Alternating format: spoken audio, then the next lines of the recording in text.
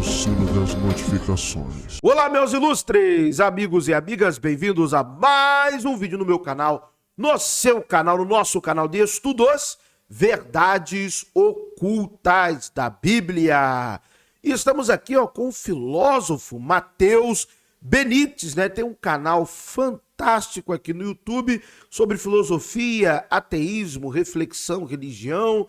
Ele fala muito bem, se expressa muito bem, expõe as suas ideias de maneira muito boa, muito explicativa, sensacional.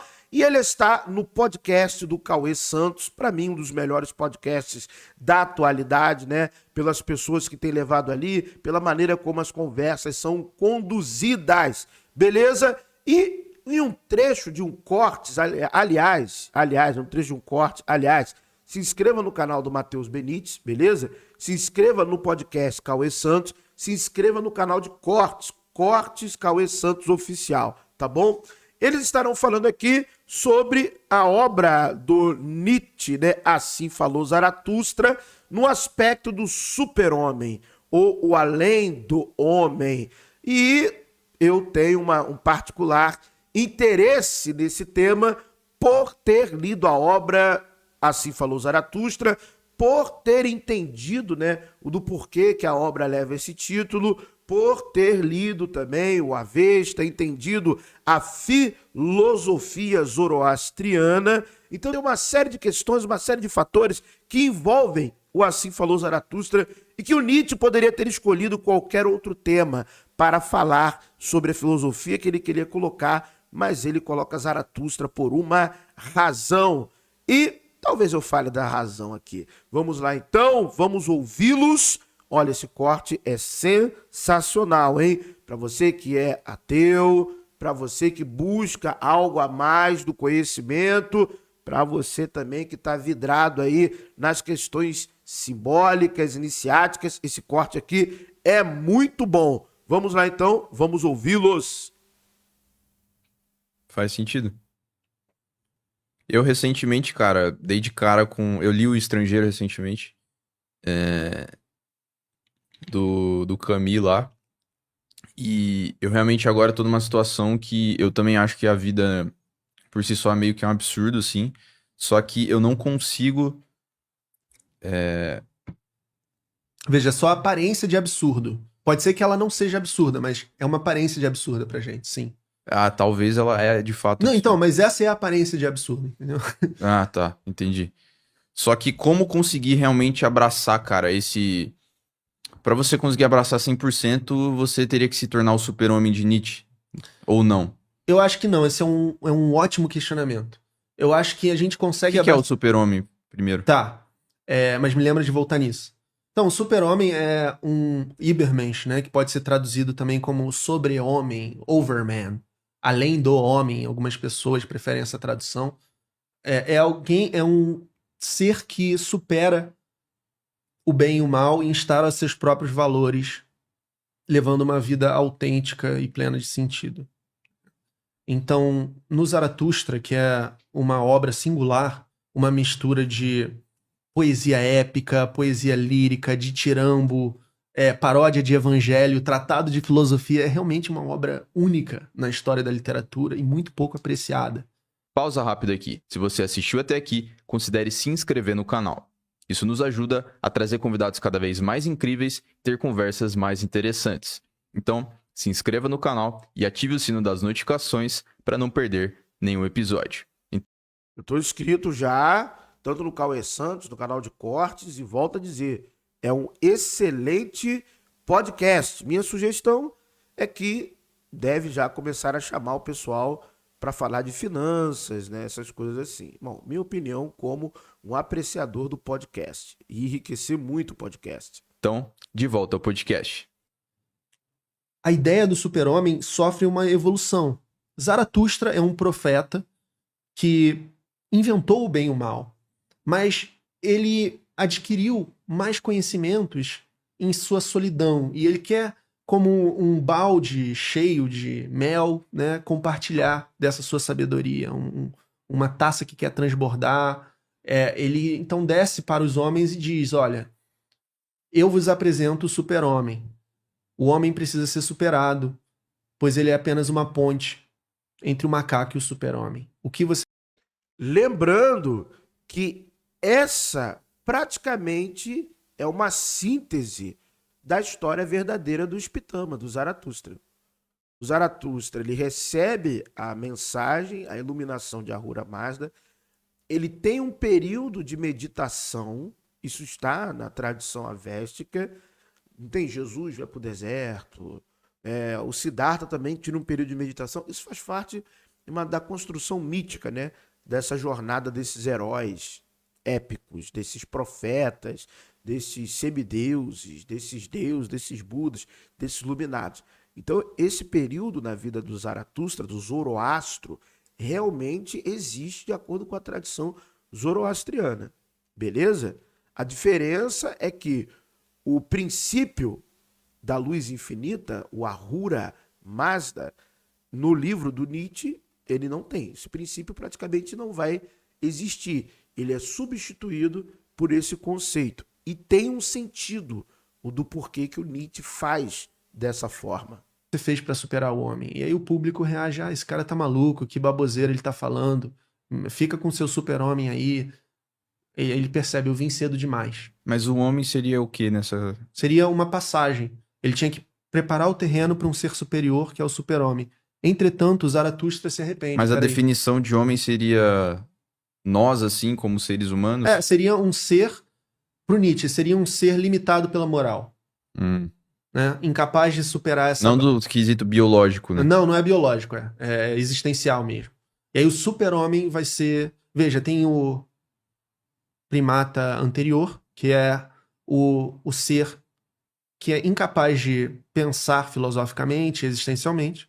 Tem o homem, que é o ser que é capaz de pensar filosoficamente, existencialmente, e tem e que é preso na moral, e tem o super-homem, que é capaz de pensar filosófico existencialmente e superar a moral. Só que aí depois Zaratustra se arrepende desse ensinamento e ele vê que ele próprio estava errado. Resumindo bastante, né? E ele percebe, não, peraí, o super-homem é o próprio homem, que é capaz de lançar-se na direção desse ideal e instaurar sentido, né? E viver com seus próprios valores, superando, assim, o bem e o mal. Mas... Então, o super-homem está atrelado a algum sentido. Há um sentido que ele próprio instaura. Não um sentido ditado previamente e transcendentemente, né? Essa seria uma interpretação que o Nietzsche faz de Fravash, ou Fravard também, que seria essa essência, estou falando no zoroastrismo, essa essência que pré-existe antes do homem, passa pela existência humana, a experiência humana, e supera a existência humana. Então Nietzsche, ele com a sua filosofia, ele pega esse conceito de Fravash, Fravard, e ele traz para uma compreensão da sua filosofia que gera essa questão do super-homem, do homem além da moral, além da existência humana. Então, o Nietzsche ele faz uma leitura muito boa desse conceito, uma leitura própria, particular. Ele consegue adaptar a sua própria filosofia e colocar de maneira primorosa nessa obra, tá bom? É um sentido Mas seria que um parte dele. existencialista, então.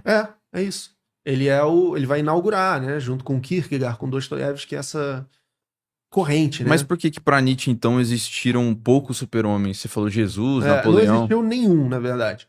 Mas existiram poucos que quase fizeram jus a esse ideal. Mas então, se eles atingiram ao ponto de criar sua própria filosofia, romper a moral, assim... Então, eles ainda continuaram no estágio homem. Por quê? Porque eles ainda estavam presos pela moral em algum sentido. Entendeu? Eles não conseguiram dar o último passo. Qual que é o último passo? Que é esse, que é superar o bem e o mal. Mas eles estavam, entre os homens... Mas fala um exemplo na prática, assim. Não existe.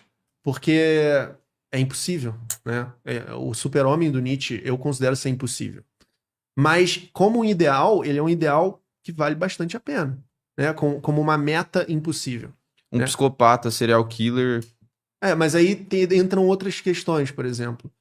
O ressentimento para o Nietzsche é algo extremamente danoso, né? Que é uma negação da vida. Você também está preso no homem, né? Que é aquele que nega a vida, que está caluniando a vida. E o que está movendo o psicopata, né? O que está movendo? Você tem que ver o que está movendo as pessoas. Mas sim, é problemático nesse sentido de que você pode dizer que um narcisista é um super-homem, ou, sabe, alguém que cometeu atos horríveis é um super-homem. E ele vai dizer, de fato, Napoleão, Júlio César, são quem se aproximou mais. Mas ele também vai dizer que Jesus é alguém que chegou perto. No sentido que Jesus foi mal interpretado. Tem uma passagem no Anticristo que ele diz. Lembrando, sem querer forçar a barra, não estou forçando a barra, estou dando dados que fazem parte da história desses seres, desses personagens, desde os mais distantes de nós historicamente, quanto os mais próximos historicamente, como Napoleão. Todos eles passaram por iniciações. Napoleão, tanto Júlio César, tanto Jesus, né? Então, esses personagens que tiveram contato com as iniciações, Nietzsche irá colocá-los nesse exemplo. E entenda, essa superação da moral, nessa adaptação do Nietzsche, em que ele dá exemplos de personagens que morrem, Nietzsche não foi iniciado, tá bom? Há muito debate sobre isso, mas o fato é que há um consenso de que ele não foi, mas que ele leu muita coisa e se aproximou muito. A filosofia dele se aproxima muito, tateia muito várias questões. Em algum momento nem tateia, abraça de fato, ele entende, sem precisar entrar em uma escola. Então isso também é que fascina muitas pessoas, como por exemplo Rudolf Steiner, que foi o grande responsável aí, né, durante muito tempo da sua vida, de cuidar das obras do Nietzsche, isso autorizado pela sua irmã, ser uma espécie de curador, né, vamos dizer assim, cuidador das obras de Nietzsche, Rudolf Steiner. Isso é fato. E Rudolf Steiner, grande iniciado, fundador da antroposofia, um fantástico Rosa Cruz, uma pessoa assim, sem precedentes, Rudolf Steiner. Então, muitos mestres admiraram Nietzsche por causa disso. Ele foi fantástico, primoroso. E essa ideia de que por que estes homens, Júlio César comparado a Jesus, eles quase alcançaram esse status. A questão chave é na existência. Por isso que o conceito de Fravache é importante. Fravache, ele está antes da existência humana e ele vai para além da existência humana. Lembre-se, o Nietzsche só vem e faz uma adaptação, né, uma remodelagem, reconceituação para o super-homem. Mas essa é a chave, antes e para além da existência.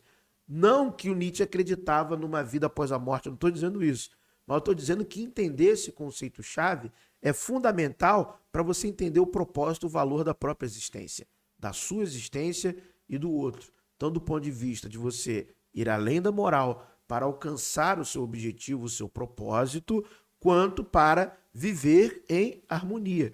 Então, você entendendo o conceito, você harmoniza essa questão que aparentemente é contraditória. Como que Jesus alcançou, e poderia ter quase alcançado, e Júlio César também. Então, essa é uma peça-chave para entender. Então, ou seja, o Nietzsche, ele tem uma fonte. Mas para você entender, essa fonte que eu falo é assim, algo que ele mergulhou, entendeu e cunhou a própria filosofia. Então, para você entender melhor essa questão do super-homem, da obra Assim Falou Zaratustra, seria interessante você entender alguns livros, né, do Avesta, algumas falas do Spitama do profeta Zoroastro. Diz que só existiu um cristão e ele morreu na cruz.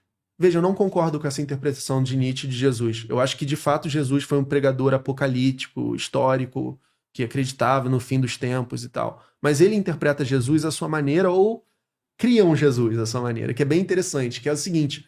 Aqui eu vou discordar do Matheus Benites, até porque ele é ateu, E o Jesus do Nietzsche é o mesmo Jesus do Rudolf Steiner, é o mesmo Jesus do René Guénon, é o mesmo Jesus que todos os pesquisadores que mergulharam na questão histórica das iniciações encontraram o verdadeiro Jesus. E aí eu concordo com Nietzsche, ele foi o único cristão verdadeiro, nesse sentido. Agora, esse Jesus do Bart Ehrman, esse Jesus do Chevitarese, esse Jesus do ano 0, o ano 30, hipotético, Jesus, né, que pode ser que ele tenha existido, existiu tantos Jesus, né? Tantos Jesus existiram. Pode ser que ele tenha existido também e foi ali amalgamado, né? Suas histórias, tem tantas amálgamas no Antigo e no Novo Testamento e por aí vai. Mas o Jesus que o Nietzsche fala, todas as pessoas sabem quem é no sentido de que fizeram a investigação nesse universo, no universo que eu estou falando. Nesse universo, sim. Então, o Nietzsche, ele sabe de quem ele está falando. Que é o mesmo Jesus que o Lutero investigou, todo mundo que mergulhou a fundo nessa questão do mistério dessa pessoa encontrou. Aí alguns se agradam, outros não se agradam, alguns entendem, outros não entendem. Faz parte. O reino dos céus está no coração. É o amor fati, amar o seu destino. Sabe? É viver num estado de pleno amor da vida. E superar qualquer coisa que diminua a vida em você, que diminua essa autossuperação e essa instauração de si mesmo. Esse tornar-se quem se é. E para ele, Jesus teria arrebatado isso. Só que Paulo e todos os cristãos deturparam a sua mensagem. Né? E aí criaram essa instituição de culpa, de céu, de inferno, de pecado, de penitência, que é totalmente o oposto, né? Que é negação da vida. Então, quando Nietzsche diz que Deus está morto, ele não está querendo dizer que necessariamente Deus está... que não existe Deus e alguma coisa do tipo, mas que as pessoas deturparam a ideia de Deus e não acreditam mais, porque, por exemplo, sei lá, ao invés de... quando a pessoa fica doente, ela não vai rezar, ela vai pro hospital. Seria mais ou menos nessa linha. Essa aí já é outra ideia do Nietzsche, fora dessa discussão do anticristo, mas o que você falou está correto. Ele pensava que Deus se tornou obsoleto com o iluminismo, com um longo processo, né? A reforma, o iluminismo, a industrialização, a maneira que a sociedade moderna se desenvolveu no século XVIII e XIX, tudo isso tornaram Deus algo meramente anedótico, curioso, que as pessoas faziam por costume, hábito, né? Ir à igreja e tal, não era comum antes. A coisa que sustenta o universo metafisicamente, né, que a gente vinha falando, não era realmente como o europeu médio vivia sua vida no século XIX e XX, né, na cidade, na indústria, assim como hoje. Né? Então isso que é a morte de Deus. Né? Por exemplo, você vê o Papa agora apoiando, permitindo padres homossexuais, fazendo cada vez mais concessões porque ele já tá morto, ele sabe disso. As pessoas, se ele não fizer essas coisas, aí sim que vai acabar de vez, entendeu? Mas é isso que é a morte de Deus. A religião não tem mais a força que tinha antes. O que é o Papa no cenário político hoje, geopolítico, né? Comparado com, sei lá, o século XIII, sabe? Nem tem comparação. Então é isso. No auge ali da instituição, né, católica. Do ponto de vista do poder temporal, né, do ponto de vista do poder político, realmente há uma certa irrelevância. Do ponto de vista do poder econômico, meu amigo, a relevância ainda é grande. O Vaticano tem um banco, e aquele banco lá faz muita coisa que até Deus duvidaria. Essa que é a verdade. Se você se aprofunda nessa questão, você fica chocado. E aí, muito bom o corte, né? Excelente, filósofo Matheus Benítez, isso aí inegável, né? É um excelente comunicador, é um excelente filósofo, tem uma compreensão filosófica sensacional e o podcast do Cauê Santos também maravilhoso. E aí, deixa a sua opinião aqui nos comentários, o que para você é o super-homem de Nietzsche? Quero ouvir a sua opinião, vou lá, vou curtir, vou comentar também. Muito obrigado por terem assistido a mais um vídeo no canal Verdades Ocultas da Bíblia. Que o verdadeiro Deus abençoe a todos. Se você não crê, não acredita em um Deus, para mim tá tudo certo. Desejo do fundo do meu coração, então, que a sorte e a fortuna lhe acompanhem. But if I lay down and I play dead and I stay dead, maybe you'll get sick of being the monster out of my head, under my bed. Think you're something out of my nightmares, standing right there. But if I lay down and I play dead and I stay dead, then will you get bored of killing me? Silhouettes of you are like a taunt. Never really know just what you want. With you I don't ever feel calm. I can feel the sweat